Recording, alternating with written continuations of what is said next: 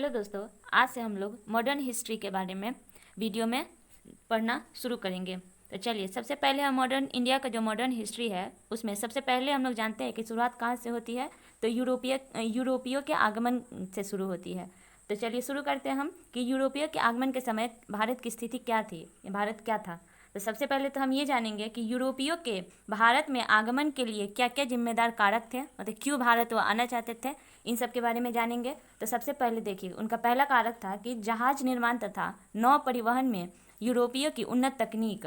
दूसरा कारण था यूरोपियों का आर्थिक विकास। तीसरा कारण था भारतीय वस्तुओं जैसे मसाले, छीन, रेशम, विभिन्न प्रकार के कीमती पत्थर, चीनी मिट्टी के बर्तनों इत्यादि की यूरोप में बढ़ती मांग, यानी कि इन सारी चीज़ों का जो था वो यूरोप में बहुत ज़्यादा उस समय मांग थी। एक कारण ये भी था। और चौथा कारण है आपका भारत की अकूत दौलत। भारत में इतनी दौलत थी जो कि आपको यूरोपियों को भारत में आने पर मजबूर कर दिया। तो चलिए, अब इसके बाद हम लोग देखेंगे कि एशिया में जो है वो यूरोपियों के विजय का कालखंड क्या क्या था। तो सबसे पहले तो हम लोग इसमें पुर्तगालियों के बारे में पढ़ते हैं, ठीक है, जिनका कालखंड था आपका 1498। उसके बाद हम लोग अंग्रेजों के बारे में देखेंगे, उनका था 1600। डच है आपके 1602 ईस्वी में, और फ्रांसीसी है 1664 ईस्वी में। तो सबसे पहले हम लोग पुर्तगालियों से शुरू करते हैं। तो पुर्तगालियों से शुरू करने से पहले एक संधि के बारे में हम लोग जान लें, जो कि है आपका टॉर्डेसिलस की संधि, जो कि हुआ था 1494 में। यह किसके किसके बीच हुआ था? तो यह हुआ था आपका पुर्तगाली तथा स्पेन के बीच आपका हुआ था। क्यों हुआ था? तो यह हुआ था अटलांटिक में एक आभासी रेखा के द्वारा पुर्तगाल के लिए पूर्व तथा स्पेन के लिए पश्चिम में गैर ईसाई दुनिया को विभाजित किया गया। ठीक है, इस संधि में क्या हुआ था आपका? तो देखिए, इस संधि में जो है वो आपका ईसाई दुनिया, गैर ईसाई जो दुनिया थी उसको विभाजित किया गया था, जिसमें आपको पुर्तगाल के लिए पूर्व तथा स्पेन के लिए पश्चिम का हिस्सा दिया गया था। इसके बाद हम लोग देखेंगे कि अब भारत में जो है वो पुर्तगीज में सबसे पहले पुर्तगाली कौन आए थे, उसके बाद कौन कौन आया था और किसके द्वारा क्या क्या चीज़ें की गई। तो सबसे पहले हम लोग जानते हैं कि भारत में जो है वो वास्को डी गामा आया था। कब आया था? तो वो आया था आपका 1498 में।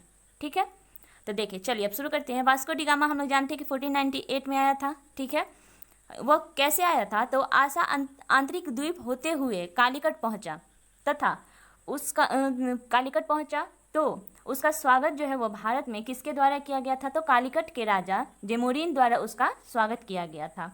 उसके बाद आपका जो है वो 1502 तक वास्को डी गामा की दूसरी यात्रा के दौरान कालीकट, कोचिन और कन्नूर में व्यापारिक केंद्रों की स्थापना की गई तथा उसकी किलेबंदी की गई। और है आपका कि अन्य व्यापारियों के विपरीत पुर्तगाली भारत में व्यापार का एकाधिकार चाहते थे। ये सारी चीज़ें जो है वो आपका वास्को डी गामा के समय हुआ। ठीक है, उसके बाद आया आपका पेड्रो अल्वरेज कैब्रल। ठीक है, यह आया आपका 1500 ईस्वी में। कालीकट में सबसे पहले फैक्ट्री की स्थापना पेड्रो अल्वरेज कैब्रल ने ही की थी। ठीक है, यानी कि पुर्तगीजों द्वारा जो है वो फैक्ट्री की स्थापना सबसे पहले आपका किसके द्वारा की गई थी? तो पेड्रो अल्वरेज कैब्रल के द्वारा ही की गई थी। और इसके समय ही भारतीय उपमहाद्वीपों पर यूरोपियों के शासन के युग की शुरुआत हुई थी। यानी कि भारत उपमहाद्वीप में यूरोपियों के शासन के युग की शुरुआत किसके समय हुई थी? तो आपका पेड्रो अल्वरेज कैब्रल के समय ही हुआ था। अब इसके बाद आपका आया था फ्रांसिस्को डी अल्मीडा। इसका शासनकाल आपका था कब से कब तक? तो 1505 से लेकर 1509 तक। ठीक है, तो चलिए अब इसके बारे में जान लेते हैं कि इसने क्या क्या किया। तो इसने सबसे पहले भारत में, यह पहला पुर्तगाली गवर्नर था जिसने शांति जल की नीति, यानी कि ब्लू वाटर नीति और कॉटेज प्रणाली की शुरुआत की। ठीक है, इसने भारतीय भूमि पर किले बनाने के बजाय समुद्र में शक्तिशाली होने पर बल दिया था। यानी कि इसका मानना था कि आप भारतीय भूमि पर किले बनाने से कोई फायदा है नहीं, ठीक है। इसके बजाय हम लोग समुद्र पे अपना शक्तिशाली पकड़ बना लेंगे तो इससे मेरा व्यापारिक संबंध जो है वो अच्छा होगा, यानी कि हम लोग आसानी से व्यापार जो है वो समुद्री मार्ग से कर सकते हैं। इसने इसीलिए जो है वो आपका किले बनाने से को छोड़कर समुद्र पे अपना पकड़ मजबूत करने का सोचा। और तीसरा कार्य था इसका वही कॉटेज प्रणाली, जो कि आपका हिंद महासागर में पुर्तगालियों द्वारा जारी जल परिवहन लाइसेंस या पास, यानी कॉटेज प्रणाली है क्या, तो ये भी जान लीजिए कि यह जो है वो हिंद महासागर में पुर्तगालियों द्वारा जारी जल परिवहन लाइसेंस था, यानी कि पास था ये एक तरीके का। इसके बाद आया आपका अल्फ्रांसो डी अल्बुकर्क। इसका शासनकाल कब से कब का था, तो 1509 से लेके 1515 तक था। ठीक है, तो चलिए अब देखेंगे कि इसने क्या क्या किया। तो सबसे पहले हम लोग देखेंगे इसे भारत में पुर्तगाली शक्ति का संस्थापक माना जाता है। तो ये बहुत ही आपका अच्छा एक क्वेश्चन हो गया कि भारत में पुर्तगाली शक्ति का संस्थापक किसे माना जाता है, तो हम लोग क्या बोलेंगे, तो अल्फ्रांसो डी अल्बुकर्क को। ठीक है, अब इसने जो है वो बीजापुर से गोवा को जीत लिया। इसने बीजापुर से गोवा को जीत लिया। मुस्लिमों पर अत्याचार, विजयनगर के राजा श्री कृष्ण देव राय 1510 ईस्वी में से भटकल को जीत लिया। ठीक है, मतलब इसने क्या किया, 1510 ईस्वी में सबसे पहले तो इसने बीजापुर से गोवा को जीत लिया। ठीक है, उसके बाद मुस्लिमों पर अत्याचार हुआ।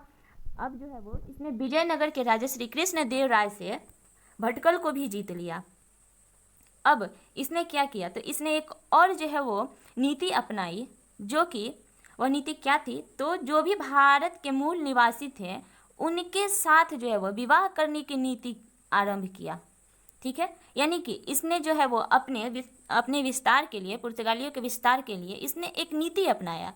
वह नीति क्या था, तो जो भारत में मूल निवासी हैं उनके साथ यह वैवाहिक संबंध स्थापित करके अपने साम्राज्य को यह विस्तार करने का शुरू किया।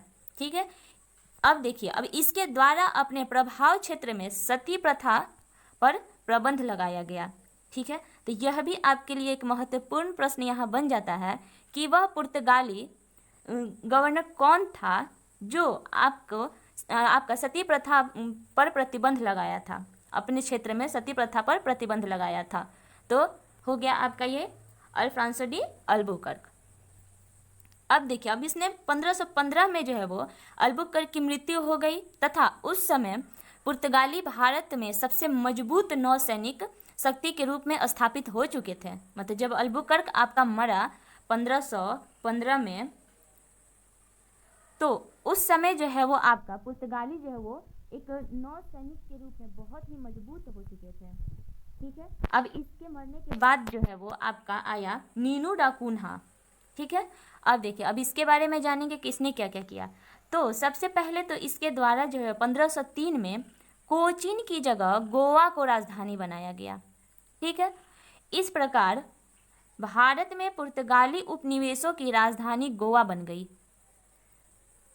अब इसके बाद देखेंगे कि उसने, यानी कि नीनू डा कुन्हा ने के शासन काल में द्वीप तथा वसाई को गुजरात के